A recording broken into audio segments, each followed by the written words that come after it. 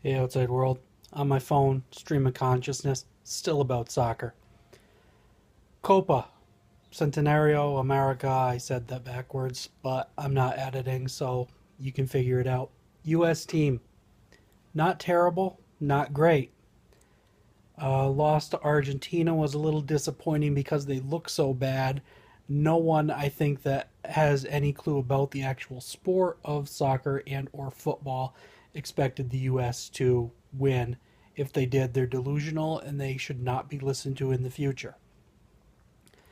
That said, not really happy with Clinzy and the way things are going right now. It's a structural problem. It's the fact that European football has a system with dominant professional teams who are mega money teams who operate these academies, who the entire structure of their football world is based around the top flight professional teams, well, actually, all levels of professional teams, about how they recruit, how they get their kids involved. I'm tired of the camera shaking, so I'm going to come over to the window and do it this way. We don't have that system. We have a system where kids are encouraged to play when they're 3, 4, 6, 8 years old. The ones with money and skill end up getting tracked into ODP and regional travel teams. The ones that don't have a lot of skill or don't follow instruction well or spend more time playing with the ball than doing what the coach says.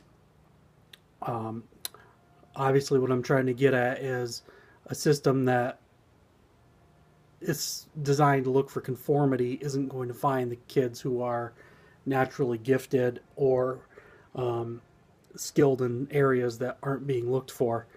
But if I had planned this out instead of doing stream of consciousness, the point would have been much more clear.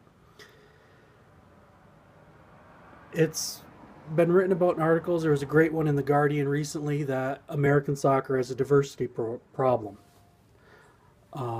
It seems more so on the women's side, but I also pay more attention to that than the men's side. That getting into the game costs a lot of money and requires you to be from areas where the game is popular at a certain level or popular in a certain way. Um, you can have the greatest kids ever playing in a vacant lot in a rundown inner city, but they're not going to get scouted. You can have a bunch of mediocre blonde ponytails, and that's the guys, playing out in a field in suburbia, and they're going to have D1 coaches coming in every weekend to look at them. American soccer, apart from that, the problem is also that I just hit a cat toy and it really made a lot of noise. Problem's also the way it's geared in that sports for kids in this country usually aren't seen as a path straight to professionalism. They're seen as a path to a college scholarship. And the numbers are, some minuscule percentage of kids ever get a scholarship, and some minuscule percentage of scholarships ever make the pros. So, that said, soccer suffers in that it's not the sport where kids are trying to get scholarships. The best athletes are going to the more lucrative ones. And it's also where, excuse me, um, where was it? Boy, this would make so much better video if I planned it out. And also if I wasn't showing you up my nose. But the camera's at an angle and I keep forgetting to look at it properly. So, anyway, the point is there's structural issues. The best kids aren't necessarily getting scouted. The and even if they are the best kids, there's potential kids who may not be the best, who are still, potentially great role players, second division players, junior team players who aren't getting seen at all, who aren't getting opportunities to be involved in the game. And the structure, is just so different than Europe in that we don't have these huge professional syndicates, clusters of teams, a great national system where professional teams start recruiting and educating at an early age. Now, you may be wondering, what was the initial point 4 minutes ago? And I promise you there was one. What I was getting at is that the Klinsmann system isn't working because we don't have up and coming young players of that sort who are being fed into a development academy, who are being living and breathing soccer. Now, for one thing, multi-sport training is generally seen as good for kids, which I think, even if we're talking about the best interest of the national team, the best interest of the children is even more important, and we shouldn't be creating little soccer clones as much as we should be doing developmentally appropriate activities for kids.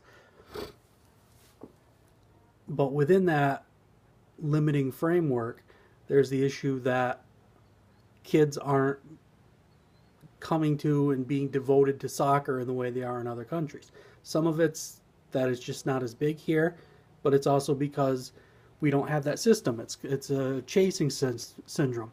If New York Red Bulls were to open a development academy and charter school, and they were to handpick the 25, 50, however many best athletes across the city and say, hey, we're giving you this top flight education, you're going to be soccer players, suddenly kids would be a lot more interested if there was something down the road for them.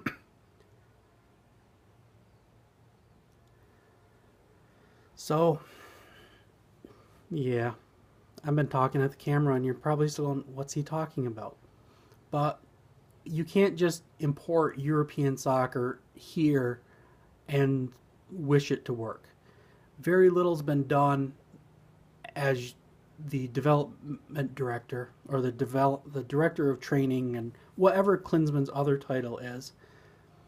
They can draw up all the plays and write all the lesson plans and propose all the drills they want for kids, but the structure's not there to turn the American weekend soccer playing kid into Messi or Ronaldo or role players. You know, we need a Wes Morgan more than we need a Messi right now.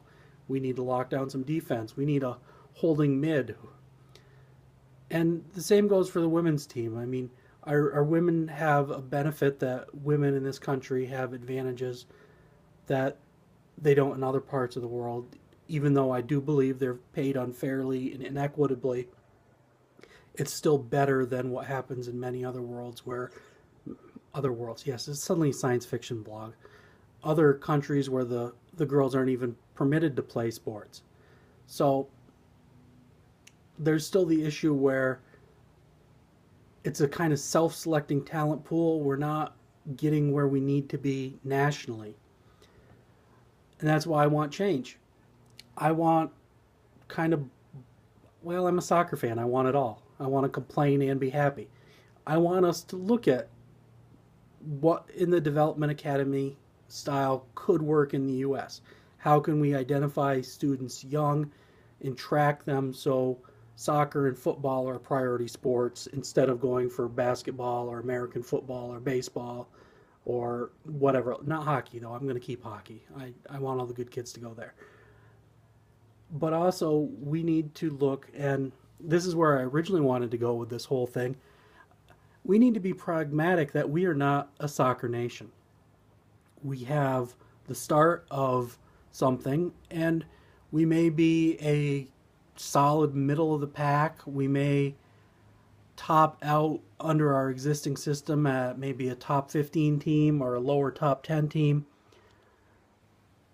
But enough people here don't live and breathe football that it's a part of the national consciousness that elevates it to that level. And I think the pragmatic thing is one thing we all need to learn as American fans, that no matter how we're looking and what we're trying to do with our soccer, men's, women's, boys, girls, to look at how we're getting our players, how we can make it more inclusive to make sure we're getting the best, and how we can adapt a system so it's sustainable when we're not just drawing the best kids that want to play, but we're making it something that all kids want to play. So there's some stream of consciousness on the soccer. Talk to you soon.